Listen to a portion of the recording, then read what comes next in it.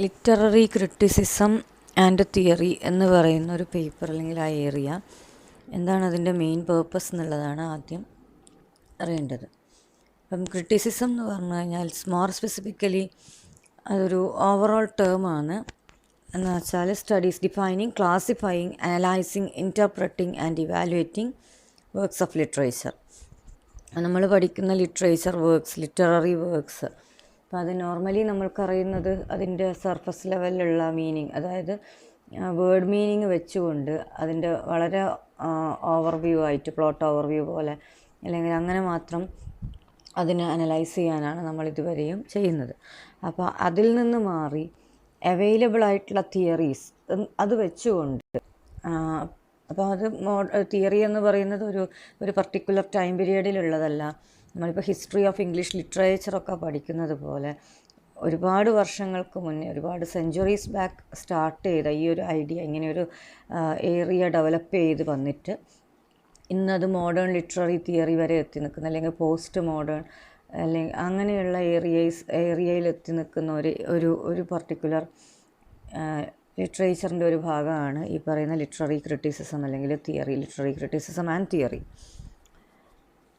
അപ്പം തിയറി എന്ന് പറയുന്നൊരു കാര്യത്തിന് അത് whichever subject it may be, whether it is in English, Malayalam, maths, science, അത് ഏതിലായാലും അതിനൊരു നേച്ചറുണ്ട്. തിയറി എന്ന് പറയുന്നത് ഒരുപാട് ചേഞ്ചസ് ഉണ്ടാവില്ല, അൺലെസ് സം എക്സെപ്ഷൻസ് ഒക്കർ. ചില എക്സെപ്ഷൻസ് ഉണ്ടാവും, ചില തിയറീസ് വളരെ കുറവാണ്, എന്നാലും ഒരു മെജോറിറ്റിയിലും എഫക്റ്റീവായിട്ടുള്ളതിനെയാണ് നമ്മൾ തിയറി ആയിട്ട് ഫോം ചെയ്യുന്നത്. എന്ന് വെച്ചാൽ after a lot of studies, സയൻസിലൊക്കെ തിയറി ഫോം ചെയ്യുന്നത് തന്നെ ഒരുപാട് എക്സ്പെരിമെൻറ്റിന് ശേഷം, അപ്പം ചിലപ്പം 1000-ലധികം കാര്യങ്ങളിൽ ഒരേ ഹൈപ്പോത്തസിസ് ടെസ്റ്റ് ചെയ്തിട്ടാണ്, അല്ലെങ്കിൽ ഒരു പരീക്ഷണം നടത്തിയിട്ടാണ് അതൊരു തിയറി ആയിട്ട് ഫോം ചെയ്യുന്നത്. So that it will not be having much change afterwards. അപ്പോൾ അതാണ് നമ്മൾ ഓർമ്മിക്കേണ്ടത്. അപ്പോൾ ആ തിയറി എന്ന് പറയുന്നത് ഒരു കോൺസ്റ്റൻറ്റ് നേച്ചർ ഉള്ളതാണ്. അപ്പം ഫോർ എക്സാമ്പിൾ, ഇപ്പം a+b² = a² + 2ab+b², അതിന് വലിയ ചേഞ്ചസ് ഉണ്ടാവില്ല. നമ്മളിപ്പം വെറുതെ പറയുന്ന ഒരു കാര്യം അത് ഒരാളുടെ കാര്യത്തിൽ ശരിയായിരിക്കും, വേറൊരാളുടെ കാര്യത്തിൽ തെറ്റായിരിക്കും. പക്ഷെ ഒരു തിയറി ആയിട്ട് ഫോം ചെയ്ത് കഴിയുന്ന ഒരു കാര്യത്തിന് അത്രയും വാലിഡിറ്റി ഉണ്ടാവും. അപ്പോൾ അത് ഇംഗ്ലീഷ് ലിറ്ററേച്ചർ റിലേറ്റഡ് ആയിട്ടുള്ള ഈ ലിറ്റററി ക്രിറ്റിസിസത്തിലെ തിയറീസിനായാലും അതിൻ്റെതായൊരു യൂണിവേഴ്സൽ നേച്ചറുണ്ട്. അപ്പോൾ അത് ബിഗിൻ ചെയ്യുന്നത് നമ്മൾ മോഡേൺ ടൈമിലേക്കെല്ലാം വരുന്നതിന് മുന്നേ, അപ്പം ഹിസ്റ്ററി ഓഫ് ഇംഗ്ലീഷ് ലിറ്ററേച്ചർ നമ്മൾ എങ്ങനെയാണോ പഠിക്കുന്നത്, അത് തുടങ്ങുന്നത്, ഇപ്പോൾ ഇംഗ്ലീഷ് ലിറ്ററേച്ചർ ആണെങ്കിൽ അത് തുടങ്ങുന്ന ഒരു ടൈം പീരീഡ് ഉണ്ട്. എന്നാൽ അനോണിമസ് വർക്ക്സ് ആണെങ്കിൽ പോലും നമ്മൾ അതിനെപ്പറ്റി പഠിക്കുന്നുണ്ട്. Then comes to the other centuries, പിന്നീട് മിഡിൽ ഇംഗ്ലീഷ് ലിറ്ററേച്ചറിലേക്ക് വരും, മോഡേൺ ഇംഗ്ലീഷ് ലിറ്ററേച്ചറിലേക്ക് വരും, ഇന്നത്തെ ഏറ്റവും ലേറ്റസ്റ്റ് ആയിട്ടുള്ള ലിറ്ററേച്ചേഴ്സ്, അതിലെ ഓഥേഴ്സ് വർക്ക്സ്, ഇതൊക്കെയാണ് നമ്മൾ പഠിക്കുക. അപ്പോൾ അതുപോലെ ലിറ്റററി ക്രിറ്റിസിസം ആൻഡ് തിയറി എന്ന് പറയുന്നത് ഒരു പർട്ടിക്കുലർ രാജ്യം, ഒരു കൺട്രി അതിലൊതുങ്ങുന്നതല്ല. പല രാജ്യങ്ങളിൽ നിന്ന് പല തിങ്കേഴ്സ് പല ടൈം പീരീഡിൽ ഫോം ചെയ്ത കുറേ ഐഡിയാസാണ് ഇതിൻ്റെ ലിറ്റററി ക്രിറ്റിസിസം തിയറി എന്ന് പറയുന്നതിൻ്റെ ഒരു കാനൺ ഫോം ചെയ്യുന്നത്. അപ്പോൾ അതുകൊണ്ട് തന്നെ അതിൻ്റെ ബിഗിനിങ് എന്ന് പറയുന്നത് ക്ലാസിക് ലിറ്റററി ക്രിറ്റിസിസമാണ്.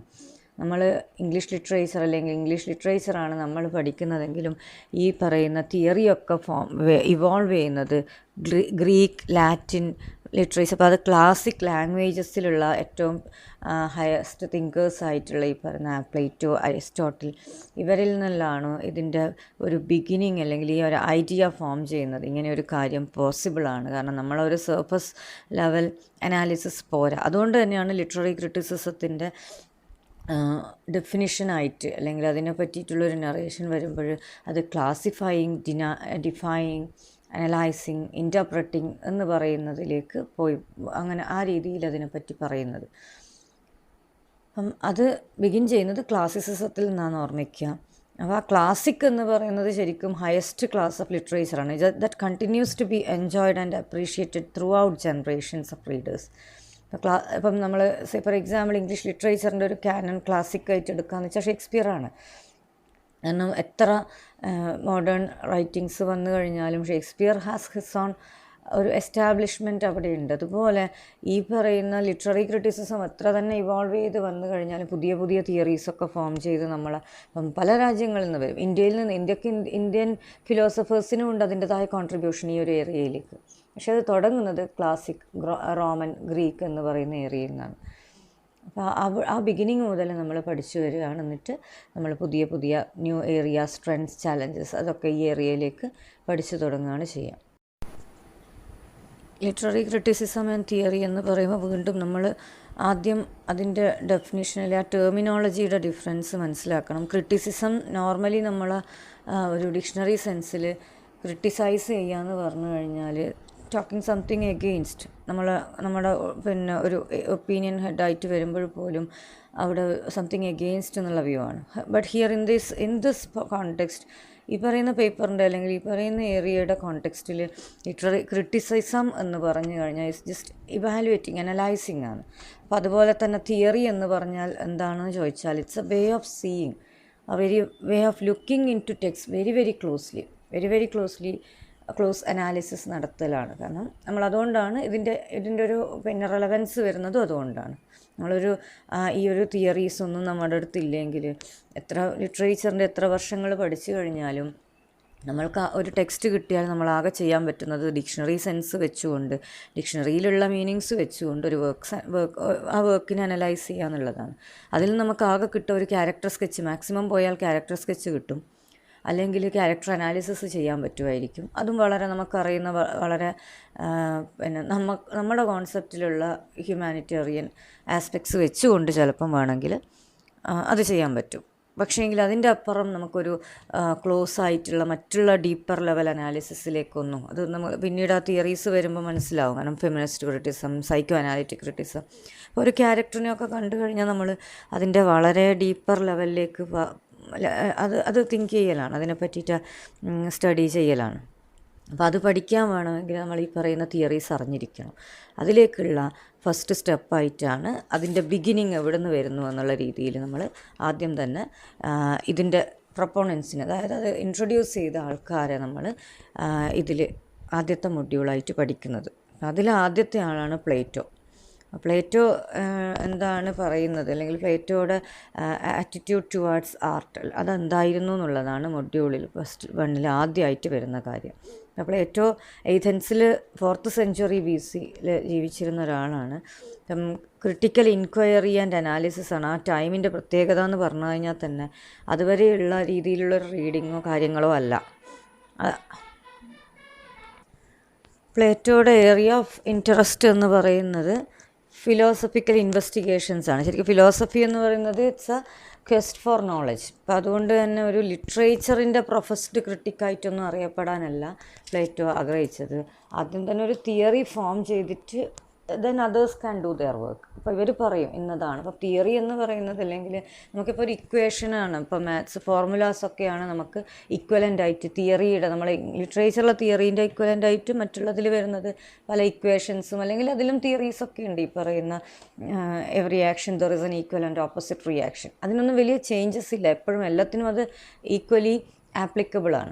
അതുപോലെ ഇവർ പറഞ്ഞു കൊണ്ടുവരുന്ന കുറേ പോയിൻറ്റ്സ് ഓഫ് വ്യൂ നമുക്ക് എത്ര പേർക്ക് അത് ആക്സെപ്റ്റ് ചെയ്യും. പക്ഷേ നമ്മളത് ഇപ്പം ലിറ്ററേച്ചറിലാകുമ്പോൾ അതിൻ്റെ ഒരു ഡിഫറൻസ് എന്ന് പറയുന്നത് അത് കുറേ പേർക്ക് ആക്സെപ്റ്റബിൾ ആയിരിക്കും. ഇപ്പം പ്ലേറ്റോ പറയുന്ന വ്യൂ ഓഫ് ആർട്ട്, അല്ലെങ്കിൽ കോൺസെപ്റ്റ് ഓഫ് ആർട്ട് നമ്മൾ ഓൾറെഡി പറയുന്നുണ്ട്.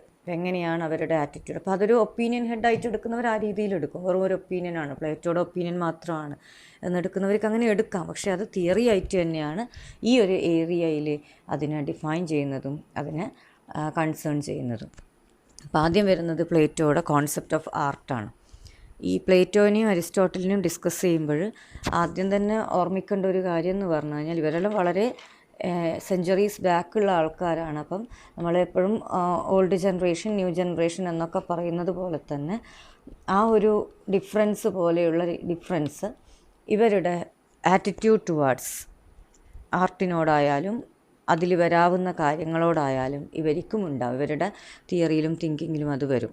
അത് എങ്ങനെയാണ് പ്ലേറ്റോയുടെ കോൺസെപ്റ്റ് ഓഫ് ആർട്ട്, അതാണ് ആദ്യത്തെ ടോപ്പിക്ക് ശരിക്കും പറഞ്ഞാൽ മൊഡ്യൂളിൽ വരുന്നത്. പ്ലേറ്റോസ് കോൺസെപ്റ്റ് ഓഫ് ആർട്ട് അതെങ്ങനെയാണ് ഡിഫൈൻ ചെയ്യുന്നത് വെച്ചാൽ പ്ലേറ്റോ പറയുന്നത് അതിന് വേണ്ടിയിട്ടാണ് ഡെമോൺസ്ട്രേഷൻ മോഡൽ, ഒരു ഫ്ലവർ മേക്കിങ്ങിലേക്ക് നമ്മൾ പോയത്.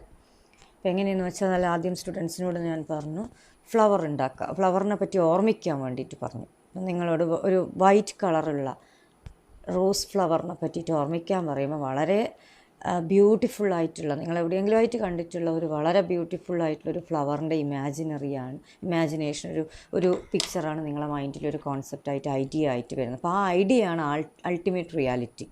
നിങ്ങൾ ശരിക്കും പറഞ്ഞാൽ ആദ്യം ഫോം ചെയ്യുന്നത് ആ ഐഡിയ ആണ്. അപ്പം നിങ്ങളോട് പറയുന്ന നേരത്തെ തന്നെ ഞാനും ഓർമ്മിക്കുകയാണ് നല്ല എനിക്കറിയുന്ന രീതിയിലുള്ള ഒരു നല്ല വൈറ്റ് കളർ റോസ് ഫ്ലവറിന്. അതിനുശേഷമാണ് നമ്മൾ ഡെമോൺസ്ട്രേഷൻ മോഡിൽ അത് ഉണ്ടാക്കാൻ തുടങ്ങുന്നത്. വൈറ്റ് മെറ്റീരിയലെല്ലാം വെച്ചിട്ട് വൈറ്റ് പേപ്പർ വെച്ചുകൊണ്ട് ക്ലാസ്സിൽ നിന്ന് ഞാനൊരു ഫ്ലവർ ഉണ്ടാക്കുന്നതാണ്.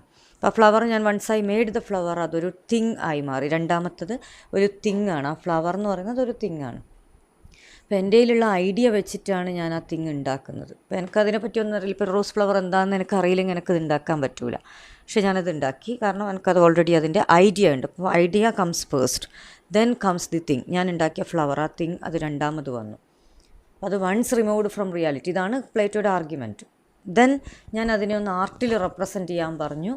നിങ്ങളാരും പറയാത്തത് കൊണ്ട് ഞാൻ എന്ത് ചെയ്തു, ഞാൻ തന്നെ അതിനെപ്പറ്റി ഒരു ഡിസ്ക്രിപ്ഷൻ ഇൻ ലിറ്ററേച്ചർ ഞാൻ തന്നു. എന്താണെന്ന് വെച്ചാൽ, my flower you rival the crown of a queen എന്ന എന്ത് രീതിയിൽ നമുക്ക് ഒരു ലിറ്ററേച്ചറിൽ ഏത് രീതിയിലും റെപ്രസെൻറ്റ് ചെയ്യാം. അപ്പം വളരെ എംബലിഷ്ഡ് വേർഡ്സിൽ കുറച്ചും കൂടി ഓർണമെൻ്റൽ ആർട്ടിസ്റ്റിക് ആയിട്ട് അതിനെ ആ രീതിയിൽ നമ്മൾ ഡിസ്ക്രൈബ് ചെയ്തു.